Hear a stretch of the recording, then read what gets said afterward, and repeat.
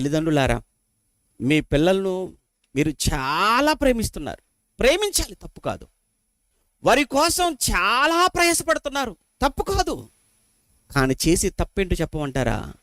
వారి కొరకు లక్షల లక్షల లక్షల లక్షల రూపాయలు మీరు సంపాదిస్తున్నారే, అది మాత్రం తప్పే.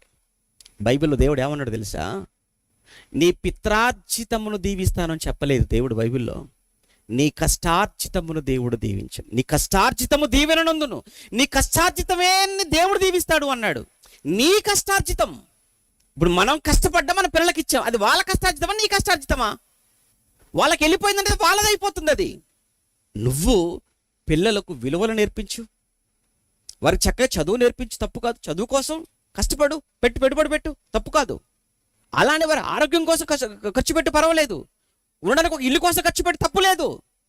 కానీ నేను చచ్చిపోయిన తర్వాత కూడా నా పిల్లల పిల్లలు కూడా కూర్చొని తిన్నా తరగనని ఆస్తులు వారి కొరకు సమకూర్చాలి అని పిల్లలను గాలికి వదిలేసి వారి సంరక్షణ పట్టించుకోకుండా వారు ఏం వారి యొక్క ఏమైనా పెంపకాన్ని పక్కన పెట్టేసి వారికి విలువలు నేర్పించకుండా, భక్తి నేర్పించకుండా, దేవుని గురించి నేర్పించకుండా, వారికి ఏ విధమైన నైతిక విలువలు అనేవే పూర్తిగా పక్కన పెట్టి నువ్వు ఎన్ని సంపాదించినా, నువ్వు సంపాదించడానికి సంవత్సరాలు పడుతుందేమో, నువ్వు సంపాదించినవన్నీ కూడా వాడు పెరిగి పెద్దవాడితే ఒక్క రోజులో కూడా మొత్తాన్ని కూడా పోగొట్టుకోగలడు, మొత్తాన్ని నాశనం చేస్తాడు.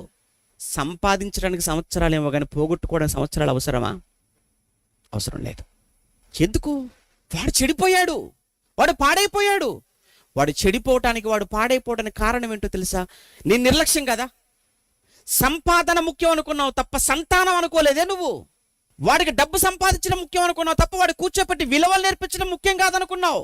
కానీ నువ్వు వాడికి విలువలు నేర్పించగలిగితే, వాడికి భయభక్తులు నేర్పించగలిగితే, వాడికి మర్యాద నేర్పించగలిగితే, వాడికి క్రమాన్ని నేర్పించగలిగితే వాడు సంపాదించుకున్నాడు తర్వాత.